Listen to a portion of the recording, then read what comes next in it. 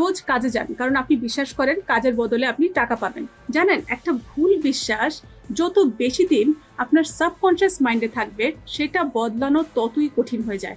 এই জন্য আপনি নিশ্চয়ই দেখেন যে একটা অভ্যাস, একটা ব্যাড হ্যাবিট থেকে গুড হ্যাবিটে আসতে আমাদের কতটা স্ট্রাগল করতে হয়। ধরেন আপনি যদি এখন চিন্তা করেন যে মাসে শুধু আপনি 50,000 টাকাই কামাতে পারবেন, অন্য একজন যে 50 লাখ টাকা মাসে ইনকাম করছে তার জন্য আপনার এই বিশ্বাস যা হচ্ছে 50,000 মাসে কামানো, তার মধ্যে সেটা ভুল বিশ্বাস। কিন্তু যেহেতু এটা আপনার বিশ্বাস আর অন্য কারো না, এটা শুধু আপনিই বদলাতে পারবেন। আমরাই কিন্তু আমাদের ব্রেইন, আমাদের জীবনের লিমিট সেট করে ফেলি। কিন্তু যেহেতু এটা আপনার বিশ্বাস আর অন্য কারো না, এটা শুধু আপনিই বদলাতে পারবেন।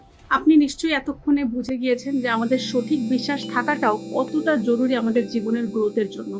আমাদের বেশিরভাগ বিশ্বাসই আমাদের ছোটবেলাতেই তৈরি হয়।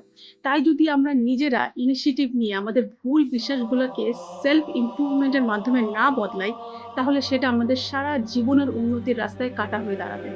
অন্য কথায় আমরা নিজেরাই নিজেদের দুশমন হয়ে থাকবো। ছোটবেলায় যদি কেউ আপনাকে বলে যে আপনি মোটা, দেখতে ভালো না, তাহলে সেইটাই আমাদের মাথায় থাকতে থাকতে আমাদের বিশ্বাসে পরিণত হয়ে যায়, যদি না আপনি এই বিশ্বাসকে বদলানোর চেষ্টা করেন। বিশ্বাস হলো একটা বীজের মতো যা আমাদের সাবকনশিয়াস মাইন্ডে রোপণ হয়ে থাকে।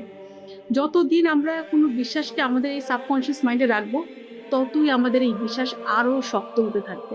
একটা নেগেটিভ চিন্তা যদি আমাদের মাথায় নতুন আসে, তখনই যদি সেটাকে আমরা একটা ভালো চিন্তা দিয়ে বদলে ফেলি, তাহলে সেটা অনেক সহজ হবে বদলানো।